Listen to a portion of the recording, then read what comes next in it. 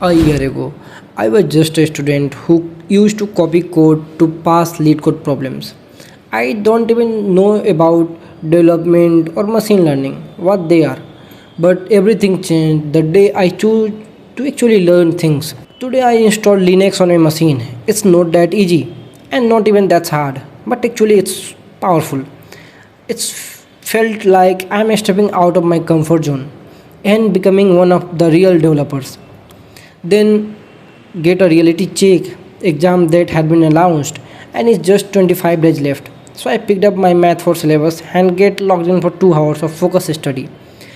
And even I don't stop building. I get a client message to create Instagram post and I created using Canva where I have experience over 3 years. Then I get a query for dynamic website creation with integrated payment gateway and delivery partners. I even set up my development and machine learning tool on Linux. Now I am ready to build better things. From copying code to creating solutions. That's the real journey, my friend.